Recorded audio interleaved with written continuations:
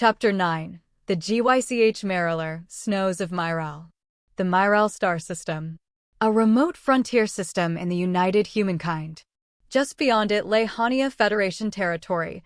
Greater Alcant Republic territory was also nearby. As one might expect, this star system was once a great hub for foreign trade. Commodities and goods were taken here from various star systems and accumulated for transport to Hania and Alcant. Naturally, a large number of ships from both nations were docked there. In order to sell off the extensive cargo, the had constructed an artificial planetoid. Since the start of the war, the star system had gotten more and more active.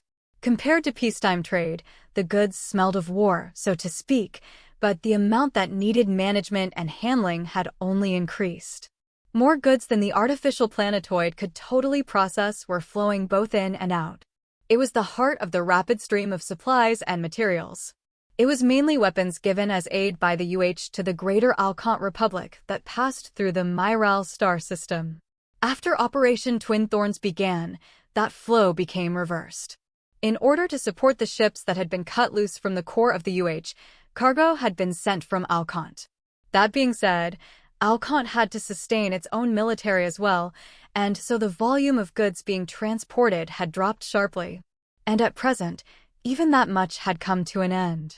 The vanguard of the star forces had passed through the Sod Mariler, Myral portal, and gained control over the star system. The man-made planet that was the symbol of the system's prosperity was now a pitiful shell of its former self, though that was not the work of the star forces. The government officials who had managed the place had decided to destroy it so as to prevent the enemy from making use of it. However, their concerns had been groundless.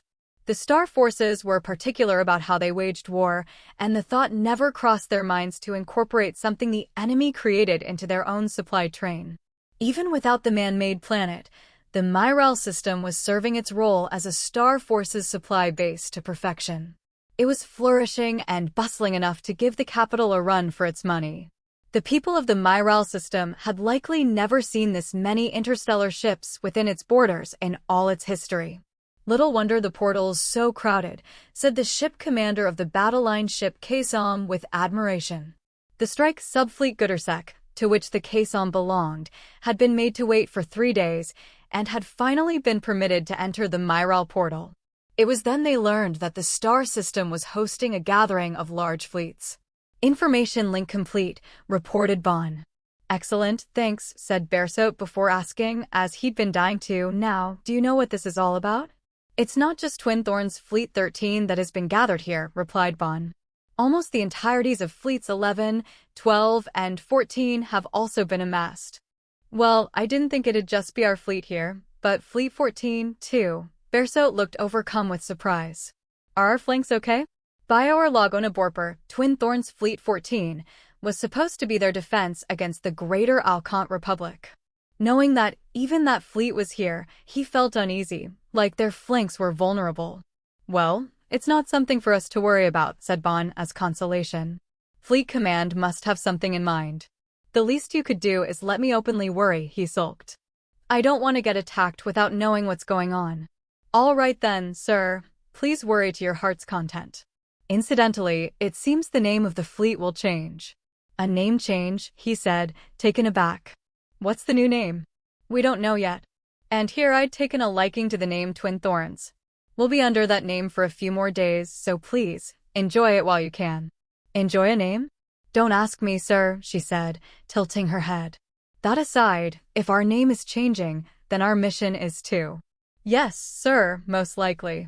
Do you know anything about our new mission? Bon worked the controls and wordlessly showed the ship commander her screen, upon which blinked the word classified. Bersot shot a meaningful glance Duyer's way. Hey, out with it already. What was that business with the commander-in-chief, Fee Lartzer? I can't say yet, sir, replied Duyer. I would be breaching military regulations.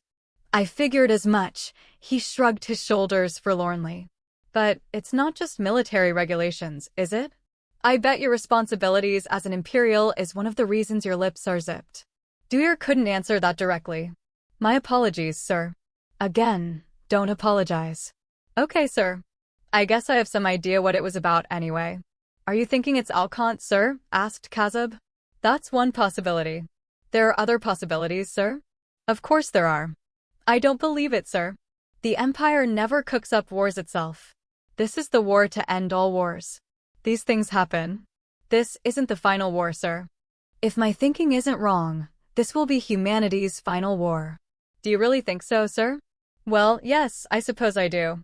Bearsoat looked at Deer again. But enough of this speculation. Not in front of the guy who knows the answer. He won't even tell us if we're on the money.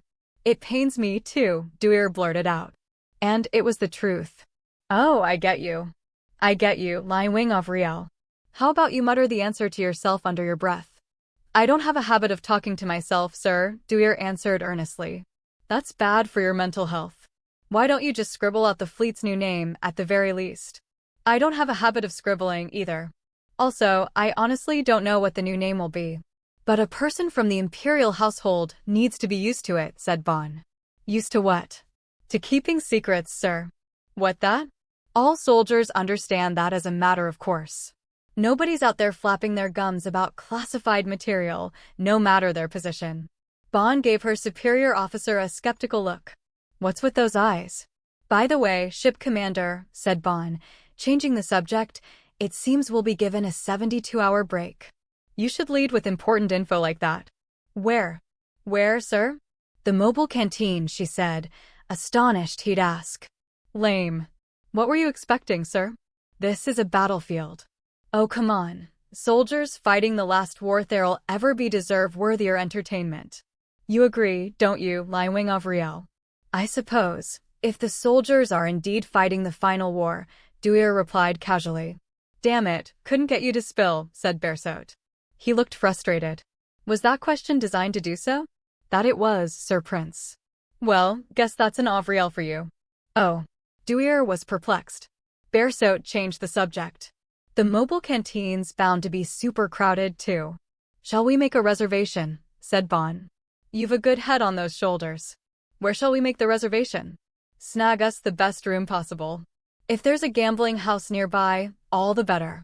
They're mixing work and pleasure, Dewar thought, upon seeing Bon actually set about making the reservation. That aspect also stuck in his craw. Reservation made, sir. The place is named the Swallow. Bon threw him the memchip. Bearsoat caught it. What a stupid name. Then please do it yourself, she replied, clearly wounded. But it's a minute's walk away from the gambling house. Good job. I'll just put up with the name. By the way, when does our time off begin? Don't tell me it already has. If I tell you it already has, what will you do, sir? Mutiny, he replied immediately. I won't be a party to your mutiny, sir. I don't expect anything of you. Bearsoat patted Dewar on the shoulder. We've got a royal prince. Will you take him hostage, sir? Asked Kazub. He shrugged. I don't think that's a very good idea, ship commander. I don't either. I'd hate to be hauled off to the hell. I'll turn to him as our leader. This startled Dewar. He doesn't know the contents of the fleet commander-in-chief's secret orders, does he? Of course, thinking it through more cool-headedly, he knew that was scarcely possible. That sounds like fun, said Bon. Unfortunately, though, our break time begins when we dock at the canteen. What's unfortunate about that? That's fine by me. What indeed, sang the senior communications officer. Well, whatever. When are we arriving at the canteen? In 22 hours. I see. Wing of Riel, go spread the joyous news to the crew. Dewar did just that. 24 hours later, Dewar was there at the mobile canteen, which was named the Dock Slicker. As construction had begun a mere week ago, there were many as yet unfinished sections. Unlike his ship commander, Dewar hadn't made any reservations, opting instead to stroll aimlessly around.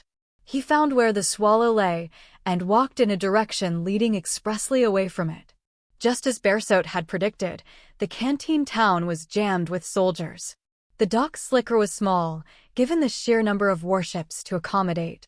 Passing through one of the brand-new avenues, he stumbled on an area that looked time-worn and old. They'd probably linked up a portion of a canteen town that had outlived its usefulness. That was where Dewar encountered a cafe by the name of the Cat's Cradle, which he proceeded to enter. He ordered some hot peach juice and had them add a few drops of white spirits. He was on break. He could indulge a little. The cafe was moderately crowded, but there wasn't a single familiar face among the customers. Yet they knew who Duyr was. He was an imperial, and the Empress's grandson at that. Not one of the soldiers was ill-mannered enough to call out to him. Duyr felt relaxed for the first time in a while, but that didn't last for long. Mind if I sit here? Bon had a hand on the seat in front. No, of course not, he said, smiling in resignation. You don't seem very pleased. No, I'm just surprised. Do you not have any plans of your own, Senior Communications Officer? Plans? Not with how sudden this furlough was, she laughed lightly, before ordering some coffee. I suppose, said Duyr, as conversation filler. He didn't know what to talk about. He decided to wait for her to bring something up, seeing as she must have started this conversation for a reason. The coffee arrived. I'll be out of your hair in no time, so let's chat for the time being. Yes, he replied meekly. You're not terribly sociable. I'm an Avriel. Makes sense. She sipped her coffee. Duyr drank of his peach juice. Line Wing, she said, finally getting to the heart of the matter. What is it? You're not fitting in aboard the ship. So it seems, he nodded. There wasn't a moment he hadn't felt that way. That's not a good thing. It's not. Duyr braced himself for a lecture. But it's not a bad thing either. It isn't. Duyr wasn't expecting that. It isn't. There are star pilots who adapt to military life from the outset, that much is true. But I'd say the vast majority don't. You're in that majority. That's all I want to say. It's neither a good nor a bad thing. Which type were you, Vanguard? I'm in the minority. I was raised on a battleship. A battle line ship named the Terseth. I was aboard the Terseth since the age of 3, and the star pilots, NCCs, and company doted on me. Which is why, when I graduated from academy and boarded a warship, it felt like coming home. But ma'am, said Duyr, I recall you saying you didn't like a star pilot's life. I don't. A warship is my old home.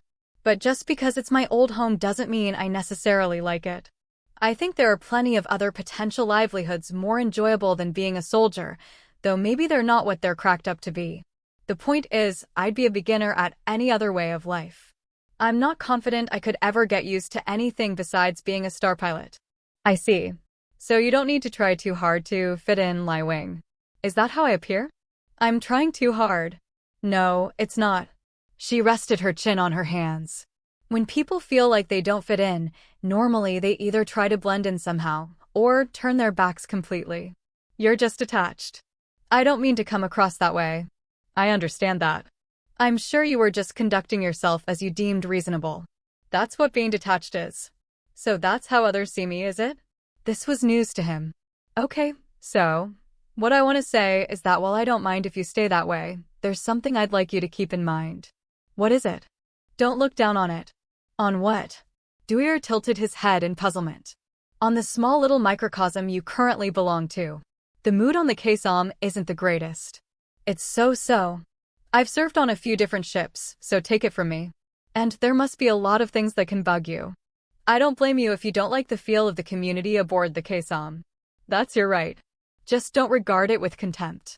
Duyr fixed his gaze straight into Bana's tawny brown eyes. I'll do my best not to.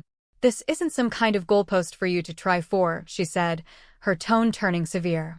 These are orders from your superior officer. Duyr grew increasingly bewildered. When it came to his outer demeanor, he could always do as ordered. But how was he expected to manage his inner emotions? I'll do my best. That's all I can tell you. You're an Avriel and can tell no lies, eh? Just tell me one thing. Yes. Do you already hold us in contempt? No, not at all, Duyr replied. That's so. I'm relieved. Please let me ask a question of my own. By all means. Had you ever looked down on a ship's crew, Vanguard? Have you ever questioned whether the Empire should be respected or disdained? She asked in reply. No, ma'am. There's no need to entertain such a question. To me, a warship and the Empire are the same. My true home was the Terseth, but that ship no longer exists. Now, all warships are a home to return to for me. The Empire that I know solely through its warships. In my eyes, to scorn a warship's community is to scorn the Empire. I understand. And yet you still can't promise me anything other than that you'll try, correct? She asked with impish eyes. That is correct, dear nodded. Thought so. Suddenly, a female voice spilled through the loudhailers. Attention. Attention. This is the command center of the newly formed fleet. We have special news, so please listen wherever you may be. This news is for the soldiers of Twin Thorns Fleets 11, 12, 13, and 14. Dwyer was listening carefully. Bon and the other customers had stopped chatting and had pricked up their ears.